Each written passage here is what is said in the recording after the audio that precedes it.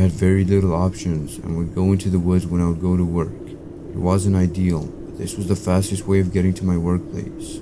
Of course, I got scared going down there when it was dark and especially during the complete nighttime, though I didn't want to go through the other route as that would take way too long, and it just wasn't in my interest to be going to work so early. I guess I was lazy for having that mindset, but I didn't really care. As long as I could go to work this way, I would do it. So, it was around 9 p.m. and I just left my place, making sure I took my bag with me and started walking out. I would make it into the woods around 5 minutes later. It wasn't too far away from me and the large trees made it pretty obvious to where it was located anyway. After some time, I made it into the woods and mentally prepared myself. Keep in mind, I was still scared going through there. Even if I am a grown man, it just messes with me being around there. So I would just look down most times to avoid making myself paranoid and thinking I might see something that could scare me, like an animal or trees moving around. 10 minutes had gone by and I still continued walking through there, using my phone's flashlight to see more easier, of course. I was just thinking to myself and try to think about positive stuff like happy memories or things I'm looking forward to doing in the future, anything that would just distract my mind from any scary thoughts. That would be what I usually did, and a lot of times it works, but this time I was just struggling to think properly. I looked up once and immediately felt some sense of paranoia. This was normal, and that is literally why I focus on looking down most times, just to avoid this feeling. I was hoping I would be out of there soon enough, but it was just taking so long for me to get through the woods. At one point, I just decided I would speed walk even more faster, and potentially start running. I was feeling a lot more uncomfortable than usual, and when I did this, I heard some movement from behind me. It sounded like it was close by, but I didn't want to look back as I was terrified at this moment. My whole face felt like it was vibrating from the fear, and running at the same time.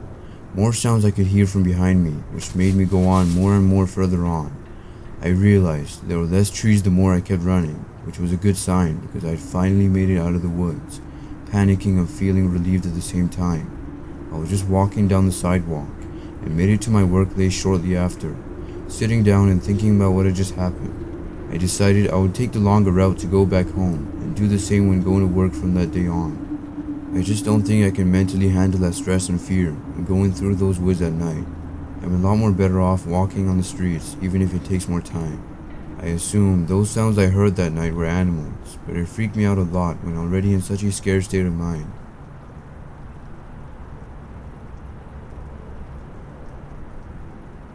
It never made any sense to me, but my friends usually liked exploring around the woods quite often. I personally didn't like what they did, but I wouldn't want to complain around them. It was just something they liked doing. I shouldn't intervene with the activities they enjoyed. There was this one time, right after school, I was on my way back home and my friends were right next to me. They were talking about this new location they had only recently discovered, some random woods that was quite far away from the school, even away from our homes too. In my mind, I was hoping they wouldn't consider going there. I mean, we just finished school for the day, and I had to complete my homework that day too, so I surely wouldn't want to waste my time with whatever they might be planning to do. I asked one of my friends if they were going there. Let me refer to him as Ryan. He was hesitating when answering my question and looked at my other friends. I was just waiting for a response, but he continued having his conversation with the others. I found this to be weird, but I let it go for now. So, we continued walking, and I would usually go off on my own, obviously, so I could go back home. It would just be close by to this area we were at, and I said bye to my friends. Though, as soon as I was about to walk away towards the other direction, Ryan grabbed my arm lightly and offered for me to go with them to the woods. They were saying that it would be fun if I went there too, and it felt like they were leaving me behind when I never went to their little adventures. I don't think at this time they knew about my dislike towards the stuff they were doing, but for some reason at that time, it felt like those words they said connected to me, and it felt kinda bad. I stopped and decided after standing there for a while, I would go this one time just to check out what my friends were doing as of recently. They were happy and were excited about going there now. We spent like 20 minutes walking there and finally made it. Thankfully, it wasn't dark at this time, probably like 4 or 5 p.m. We slowly entered through the woods and Ryan started placing random white sticks of some sort as we continued going further in there. At first, I was confused about it, but he let me know as we were walking that those were placed down just so we wouldn't get lost and could easily see what direction we came from. Pretty smart stuff, I guess, but they've been doing this stuff for a long time, so not too surprising whatsoever. Some time had gone by, and my friends were just looking around. They let me know that most times when exploring the woods, they would try to find some cool stuff in there, anything that might be worth collecting. I was just watching them the entire time since I didn't have any interest with what they were doing. I only came because they convinced me to, and I started regretting it at this moment. I was getting more impatient and checked my phone for the time. It was already 7 p.m. and I really needed to get back home. My parents would surely be angry at me, so I let my friends know about this, and they said they'll be done soon. I was looking around, and out of nowhere, one of my friends shouted really loudly. This scared me when I heard this, and all of us went towards him. He showed us some weird looking knife that looked to be in good condition, but had reddish brown stains on it. We wasn't sure where he might have come from, since he was kinda buried in the dirt, so we didn't know if it was that or potentially dried up blood. My friends were quite scared and thought it was best to get out of the woods now, so we did exactly that. On the way back home, they were talking about it and had a lot of random assumptions about where the knife could have come from and what it might have been used for. Some might be reasonable, but I hope it isn't something bad. My friends still continued with their exploration around the woods, but avoided that specific one, which I can understand. The knife looked very unique, and I don't think I had ever seen it before in real life or online anywhere. I just hope this isn't some random murder weapon or something, but that might be an exaggeration. Just stay safe when exploring around these isolated areas. A lot of disturbing stuff out there.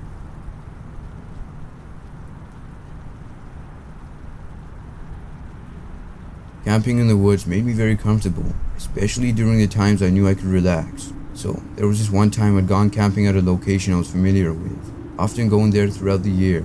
It was just the usual solo camping I would do, and I felt more motivated by watching those outdoor videos of people starting their own fires, cooking up their own food, staying overnight in the nature and stuff like that in general. It gave some sort of peace that would help me relax from my stressful work life, I guess. Though this one situation ruined that for me. It was nighttime. I was sitting down right next to the campfire. My legs were extremely sore from crouching most of the day, and even my arms too. I was hoping this warm feeling of the fire could relax my body, and I would eventually go to sleep. I decided I was awake for quite a long time now, so I got inside my tent and tried falling asleep. It felt so nice being in there, and I was happy I made this decision to do all of this. I closed my eyes now and turned off any light sources I had next to me. It must have been like 2 a.m. when I woke up.